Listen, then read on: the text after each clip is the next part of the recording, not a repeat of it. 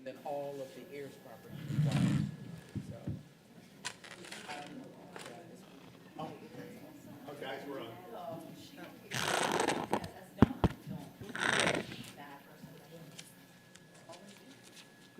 Um, yeah, it's Wednesday.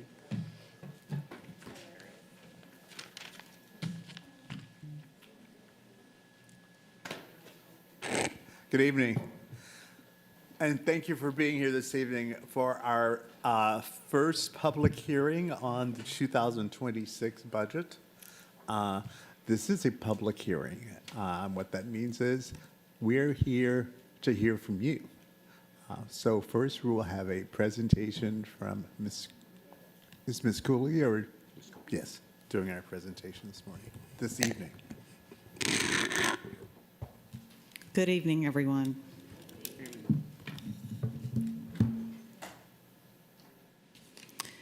Tonight, we're going to have a public hearing on the budget, and I'm just going to go through some information about our current preliminary budget that's out there.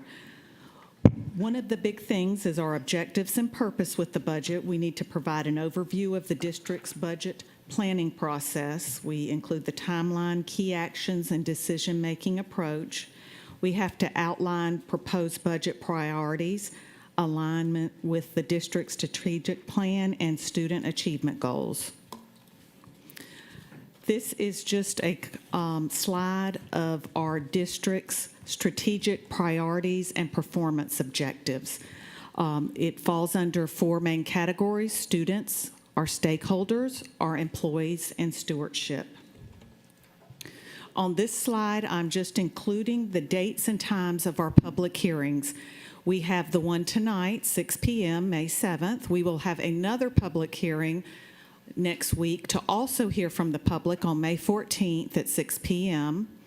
We have our board millage rate public hearing number 1 and at 11 a.m. on June 11th, and our second board millage rate public hearing on the same day, June 11th, at 6 p.m. We have a third board millage rate public hearing at 6 p.m. on June 17th. This slide shows our district's millage rate, and it's shown in a graph form. And as you can see, back in fiscal year 2020 and fiscal year 2021, we were at 18.881 mills. We have gone on a downward trend, and we have reduced it in fiscal year 25 last year. For this school year, we reduced it to 17.481. So that is what our current rate is right now on this downward trend. This slide right here shows, and this is the latest information that is available. It was looked up 2 days ago on the Department of Revenue. The latest information they have is our 2023 school millage rates. And I've listed several counties that I think are comparable to us. Some are larger, some are smaller. Tried to get some that were our size, and also included Effingham and Bryan, which is in our neighborhood. And on the right-hand side, it is graphed, so you can see that we do fall in typically on the low end of the millage rate. And that number for 2023 was 17.631, and I did want to point out that that's even lower now. We're at 17.481. Effingham a couple years ago was less than us. They're a much smaller district.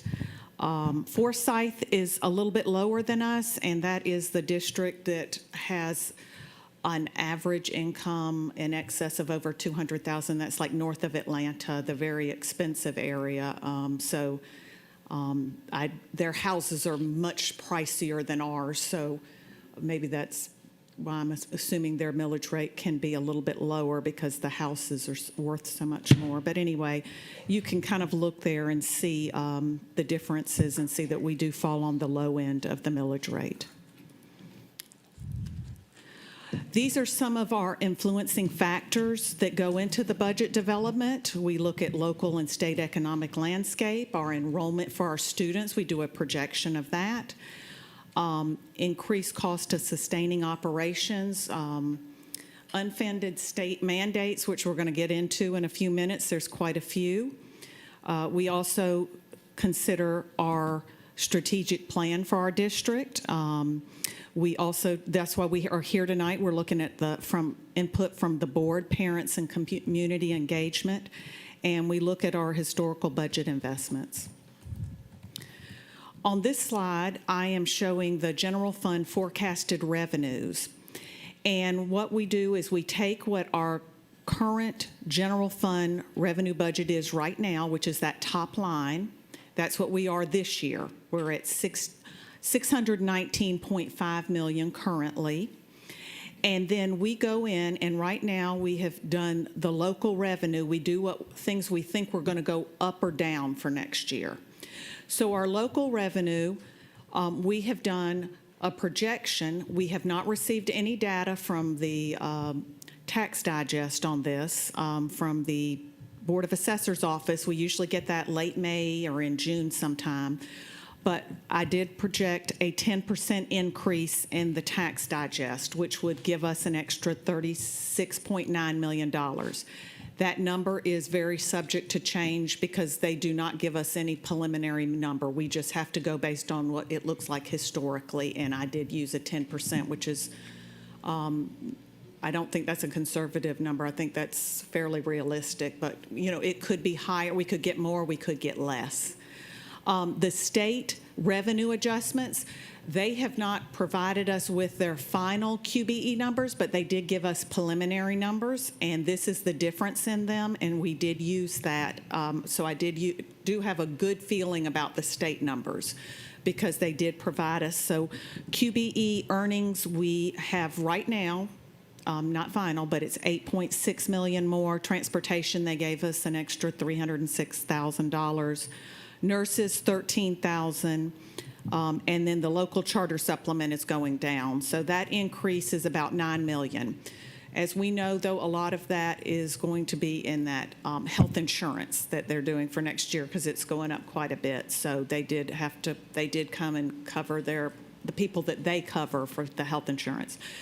The federal revenue adjustments, I left them the same because it's such a question mark. We really do not know what we're facing with the federal government. So at this point, I left it the same and did no increase or decrease. And that is also a number that is subject to change. So our final projected revenue at this point is $665.4 million. On this slide, I'm doing the general fund forecasted revenues in a graph format. And as you can see, the federal has nothing because I did not figure in any kind of change. So that shows nothing. I showed that the local, if what we have projected at 10% increase in the tax digest is $36.9 million. And then the state, which I feel better about that number because that's one of the few things we've actually gotten some information from, is the $9 million. So this would mean that our projected revenues are increasing by $45.9 million if everything holds true on this. Now, on this next slide, it's the general fund forecasted expenditures. And that is exactly the same way as the revenues. I take what is in the general fund this year in fiscal year 25 expenditure, and there's right now currently $629.8 million in our budget for fiscal year 25.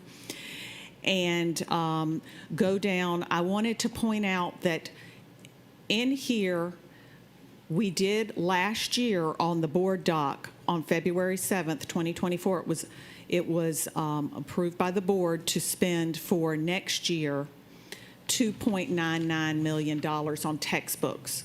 So that number was coming out of the fund balance too. So I just kind of wanted to put that in there as it doesn't affect the budget on here per se, but I want you to know that that expenditure is in there. So this next red area is our state mandates. And the teacher's retirement rate increase is going from 20.78% to 21.94%. That is going to cost us $3.47 million. The state health insurance increase is really a big increase this year, and just that is going to cost us $8.4 million. Our step increase based on years of experience is going to cost us $4.2 million for a total of state mandated changes of $16.1 million. Our charter school, the supplement was shown on the preliminary that it was going down a little bit, but we did figure in increases to charter schools. So that amount going to charter schools will increase next year, based on our projections, by $2 million. Other operating right now we have proposed a 3% cost of living increase for all employees in our school district. That will cost us $8.7 million. We did earn 22 additional QBE earned positions with the state, and that is going to cost us an extra $2.5 million. Our enrollment staffing variance, which are some of the changes that have been made and looked at, that is going to increase our staff. Some of that was like the assistant principals, more counselors, that sort of thing. That comes up to 76 FTE, and that's going to cost us an additional $5.3 million. The increase in non-salary per pupil allotment, we did at the budget office. We looked at what the state has increased the operating on the QBE, and we had to go up because things have gone up in cost. That's to cover the school's non-salary items such as textbooks, supplies, computers, whatever the school needs to buy. We did increase that for this year because the cost of everything's going up. So that cost us an extra $756,000.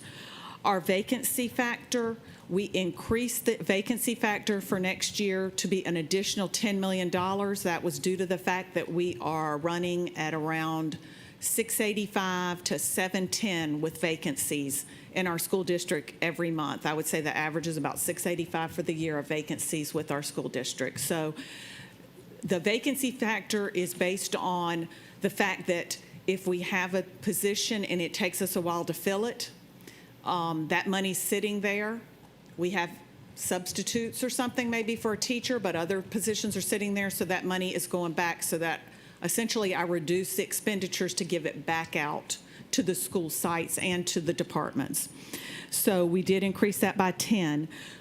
School startup cost, that is going down next year. I did leave money in there for Windsor High and for Bloomingdale, which are getting new schools, but we were able to take out the Groves, Pulaski, and Godley Station that had gotten money in startup this year. We also went through and tried to take a fine-tooth comb and cut everything we could out of the central office, and so as you can see, the central office reductions are over $10 million. So the total for other operating went down $4.7 million. Now, the next grouping is our program improvements. And as you can see, those are all adds because that's adding stuff. I think this has been discussed in the past by Mr. Ray, the supplemental retirement option for employees that are not on TRS, that's the 3% match, that's $805,000.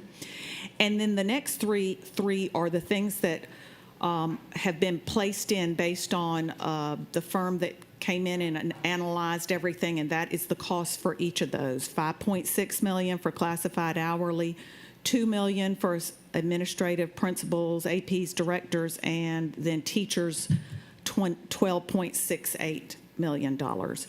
High dosage tutoring, we're including an extra $250. Differentiated school support, $750. Expanded early childhood education, pre-K, $120, and pool repairs and operations, $975. And I do want to mention that that number does not include liability insurance on pools, so that would be, you can count that will be more than $1 million if that is to stay in the budget. Our total expenditure amounts come up to $666.6 million. Which is an increase from this year of $36,838,432. Wanted to just put this out here because right now, based on this budget, we are using a $1.2 million fund balance. But I also wanted to note that we would actually be in the positive if it weren't for the fund balance that was already dictated from the year before. So technically, we would actually be showing a little bit of a surplus if if we didn't have to buy textbooks, because we have to put that 2.99 million in for the textbooks. So I kind of put that on there so people can kind of keep that in their mind, because that was adopted by the board back in February of 2024. This is, on this slide, we have a general fund forecasted revenues, and you can just see what it looks like under the various areas. I tried to kind of color code it to go with, like, the first grouping was the state mandated and what's it costing us in a graph format. So you can look across there, the charter schools, other operating program improvements, and our fund balance. So that's where it shows how much the fund balance based on what we have right now. On this slide, this is our strategic priority stewardship. I have just done a table which lists individually so you can see how much the revenues and expenditures are for each fund. We have mainly right now been discussing the general fund, but on the first one, you can see our revenues are projected at $665.4 million, our expenditures at $666.6 million, so that is a little bit of a shortfall. Debt service, capital projects, they're all equal revenues and expenditures. This next slide, which shows the special revenue funds, I do want to point out that we do not know exactly what's facing us with these federal funds, but we have kept it in there based on that we would receive them. So that is what our budget is now. We're basing it as if we're not going to lose anything from what we have this year. So those are all on this slide right here for special revenue funds.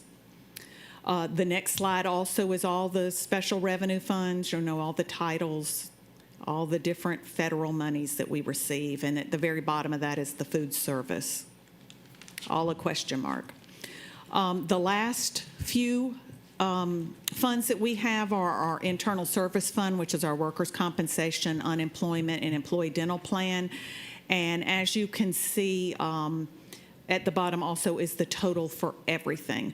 The employee dental plan, we used to be self-insured, and that's why those expenditures are out there to utilize that money that was collected. But the workers' comp and unemployment, they're fairly small compared to all our other funds. But our total preliminary budget for revenues is $939.2 million for all funds and $941.6 for expenditures for all funds. On this slide right here, I'm showing the total expenditures and graphing it so you can look at it and see what percentage each fund makes up of it. And as you can see, of course, our very largest is our general fund at 70%. Our capital projects make up about 17.2%. Debt service is less than it's 0.03%. Our special revenue funds, which is some of that federal monies, that's 11.57%, and then our internal funds are only 0.39%. You got any questions? All right. Ms. Hall. Ms. Cooley, is there any way that under, say, other operations, that at least the computers you mentioned, is there some reason that can't be taken care of by East Bloss funds, that it would have to be in the general fund? I guess we don't really buy a lot of computers, and I just want to, I probably shouldn't have even used that as an example, but you can buy computers, but they do, the East Bloss does buy the majority of them. But if they need a little separate computer for some new person that comes in and is hired or something, they can use their funds to buy a computer. But East Bloss can certainly be used for computers. Okay. And is there anybody who you feel is really the East Bloss expert? Because, we're always told, oh, you can't use East Bloss for this or that. But then I read about other, and I realize, I guess, other districts, if they write an East Bloss plan that's different from ours, maybe. But are we sure that we're using every of East Bloss funds that we can, as opposed to general fund money? Is there somebody who really knows it backwards and forwards enough to know that, and it's not just tossed off, oh, no, we can't use it. We can do some research and bring you back some information. Well, I guess our legal team is who I'm talking Yes. about. Our legal Yes. team has given us guidance, and we do recognize when you look across the state, you see other places doing different things, and I have raised that.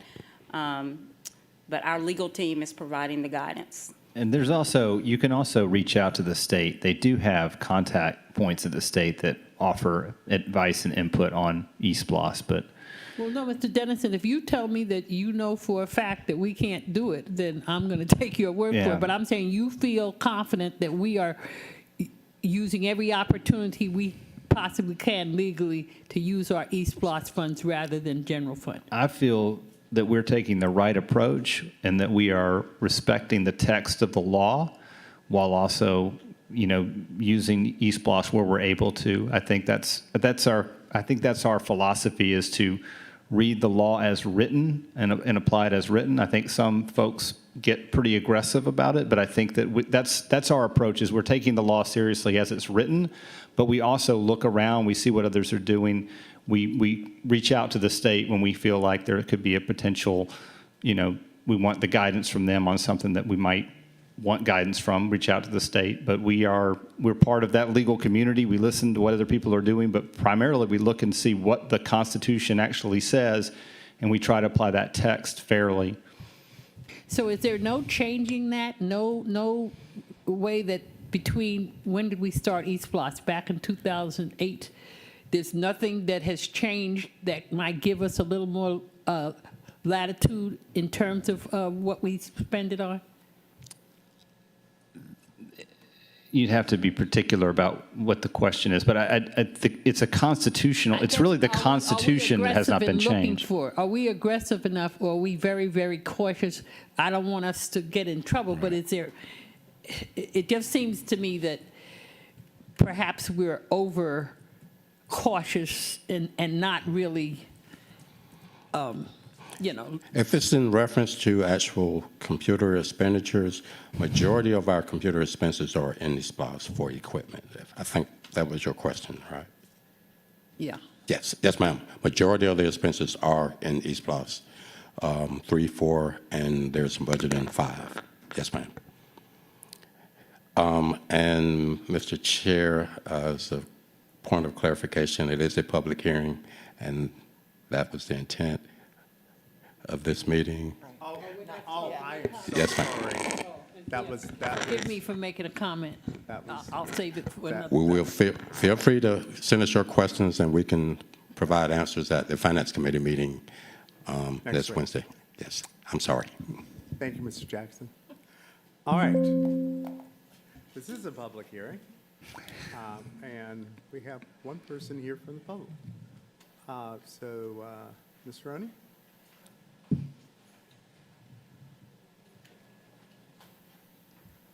It's been so long since I've spoken to you, I should probably introduce myself, right? I want to talk about millage rate. My goal would be to convince you to stop using millage rate to compare school systems. So let's look at a hypothetical situation. We'll take two counties, County 1, County 2. They're exactly the same size geographically.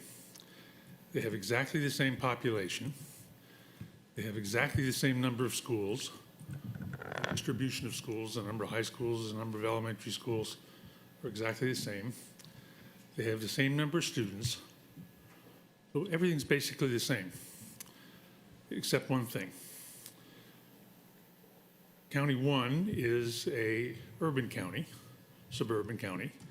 County 2 is a rural county. So their property valuation is very different. Oh, the one other thing that was the same was their school budgets. Both County 1 and County 2 have, say, $1 million a year school budget. So, property valuations. County 1, suburban, high property values, say $100 million worth. So to pay for their $1 million school budget, they need a millage rate of 0.01. 0.01 times 100 million gives them the $1 million. County 2 is rural, So it has lower property values, say $50 million. So to generate their $1 million school budget, they need a millage rate of 0.02. 0.02 times $50 million is $1 million.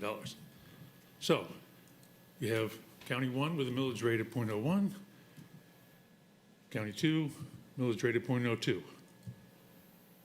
So by the analysis we use here, we'd say, oh my gosh, County 1 is doing so much better. They have a lower millage rate. So what? They have the same budget, same schools, same people, same everything, but their property values are different. So millage rate really is a measure of property values, not of district efficiency. If you want to talk about district efficiency, the most reliable number to use would be the cost per student. Now, that's not a perfect measure. There's lots of problems with that, but it's a lot more relevant than a millage rate comparison. So I would encourage, as you're going through comparisons, to look at cost per student. Ms. Campbell's raised this once before. I didn't see cost per student anywhere in the budget this time. That's a much better measure. So thank you. I hope you're convinced by that eloquent dissertation. Thank you.